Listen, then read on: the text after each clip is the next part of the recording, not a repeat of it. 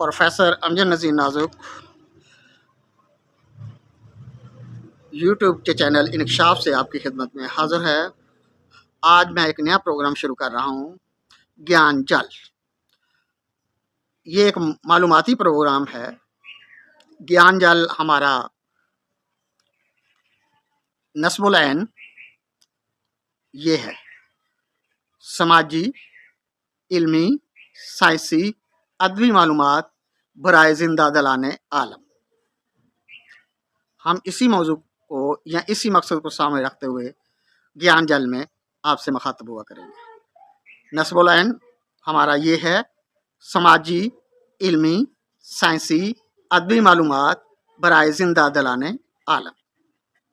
लीजिए आज का पहला प्रोग्राम ज्ञान जल मुलाहजा फरमाइए। अनवान है चक और चक नंबर। ये चक और चक नंबर क्या है? आपको मालूम हो कि चक का लफ्ज़ चक्कर यानी लफ्ज़ पहिए से निकला है। आपने कुम्हार का चक देखा होगा, जिस पर वो मट्टी के बर्तन बड़ी हुनरमंदी से डालता है। वो चक्कर या पहिया ही होता है। ऐसी अशोक चक्कर भारत के झंडे पर बना हुआ है। वो भी गोल चक की तरह है। गंदम पीसने की चक्की दो पत्थरों के छोटे चक्कों यानी पहियों पर मुश्तमिल होती है। बाईसाइकिल के पहिए या रिम को पंजाबी में चक्का कहते हैं। कुआं भी गोल चक्कर की तरह बनाया जाता है और इसके ऊपर पानी की टिंडे खींचने वाला पहिया भी चक्कर या चक ही होता है। जहाँ कहीं कोई इमारत तामीर करनी हो, वहाँ पर ईंटों का तरतीब से ढेर लगाना चक्का लगाना कहलाता है। किसी मकाम का चक्कर लगाकर आना भी चक लगाकर आना कहलाता है। 1857 ईस्वी के बाद जब अंग्रेज़ों ने बरे सगीर के अक्सर इलाकों पर हुकूमत मुस्तहकम कर ली, जिसमें पंजाब भी शामिल था, तो उनने गैर आबाद इलाके इबाद करने के लिए मनसूबाबंदी शुरू की। पंजाब के बार और दुआबे जरखेज मिट्टी से बने थे। यहाँ मौसम बरसात के बाद हरियाली ही हरियाली हो जाती। नबातात अशजार खूब फलते फूलते। इन इलाकों के लोग ज़्यादातर चरवाहे थे, क्योंकि काश्तकारी के लिए आपाशी का बाकायदा निज़ाम ना था। जो काश्तकारी होती थी वो दरियाओं के किनारों पर या पानी की दस्तियाब ज़ख़ीरों के इर्द गिर्द हुआ करती थी या होती थी। ऐसे ज़ख़ीरे गिनती के चंद मकामात थे। चनाचे दरियाओं और 5 नालों की सरजमीन सिर्फ मौसम बरसात में सरसब्ज होती, वरना चरवाहे और गडरिए माल मवेशी बेर बकरियाँ ऊँट चराते फिरते। अंग्रेज़ सरकार ने दरियाओं से नहरें निकालनी और पंजाब भर में आबपाशी का निज़ाम कायम कर दिया। अब गांव बसाने का काम बाकायदा तरतीब दिया गया। जहाँ जहाँ गांव आबाद करना होते या करना तय पाते, वहाँ का पहले सर्वे किया गया, जिसे पंजाबी करिंदे चक्कर लगाना कहते। गांव की तामीर का बाकायदा नक्शा बनाया जाता।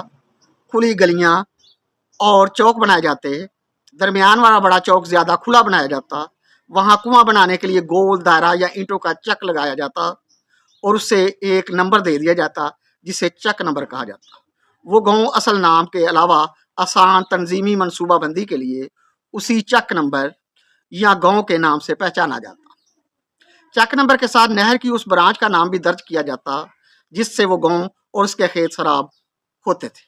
मसलन चक नंबर 122 जींबे या जेबी नूरपुर, यानी जंग ब्रांच से सराब होने वाला चक नंबर 122, जिसका नाम नूरपुर है।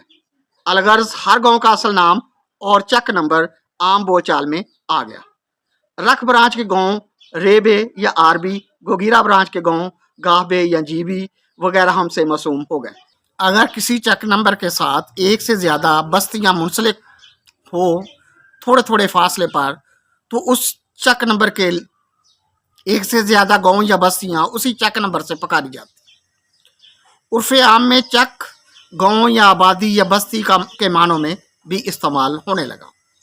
बहुत से ऐसे गांव हैं जिनके साथ नंबर तो कोई नहीं, मगर गांव का नाम और साथ चक का लफ्ज़ बतौर साब का इस्तेमाल होता है, जैसे चक अमरू, चक चट्ठा या चक चुमरा। इस तरह मदन चक वगैरह हम ये ऐसे ही जैसे पिंड दादन खान यानी दादन खान का गांव। ये थी चक और चक नंबर की कहानी। यानी चक गांव को उर्फ़ आम में कहते हैं, वरना इसके मानी हमने बयान कर दिए हैं।